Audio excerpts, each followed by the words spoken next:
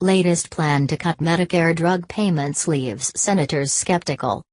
Washington, under fire from senators in both parties. A senior federal health official told Congress on Tuesday that the Obama administration would adjust its plan to reduce Medicare payments for many prescription drugs, but those assurances did not fully allay deep concerns. The official, Dr. Patrick H. Conway, a deputy administrator of the Centers for Medicare and Medicaid Services, indicated to the Senate Finance Committee that the administration would probably go ahead with its proposal in some form, and he promised that officials would try to prevent any harm to patients. That did little to calm bipartisan fears.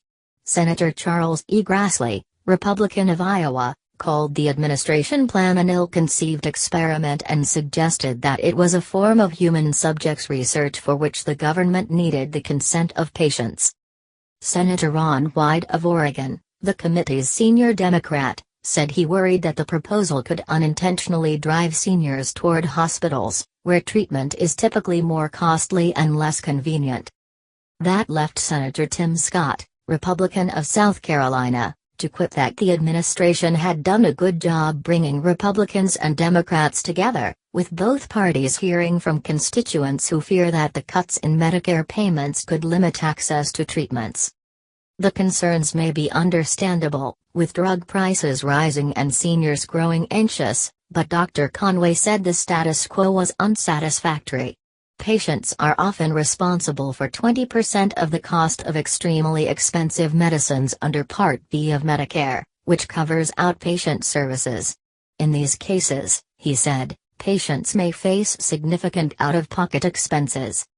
In its proposal, the administration wants to change reimbursement formulas to try to encourage doctors to choose lower-cost therapies. The administration said it wanted to require mandatory participation for doctors and hospitals that provide Part B drugs to Medicare beneficiaries in 3/4 of the nation's 7,000 primary care service areas, using reimbursement formulas different from those in the federal Medicare law. For a test, said Senator Patrick J. Toomey, Republican of Pennsylvania, that seems almost universal. Senator Debbie Stabenow, Democrat of Michigan, agreed. The scope of the current proposal seems broader than is typical of demonstration projects, she said. The test is to be conducted under a section of the Affordable Care Act that allows the Secretary of Health and Human Services to waive requirements of the Medicare law when trying out new payment models for a specific defined population. The administration plan goes far beyond such a demonstration project, Mr. Toomey said. Under the proposal, Medicare might set a standard payment rate for a group of therapeutically similar drug products, or pay less for an expensive drug where a less costly alternative was available.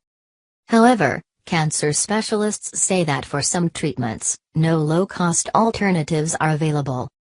The administration could address some of the concerns by reducing the scope of its test, or by making it easier for doctors and patients to obtain exceptions to Medicare's value pricing policy. While Dr. Conway said the administration would make adjustments in the final rule, he refused to be pinned down on specifics. When asked by a Democrat why the administration had proposed such a large, expansive demonstration, Dr. Conway said, "You have to have a sufficiently large sample so that you can evaluate the model.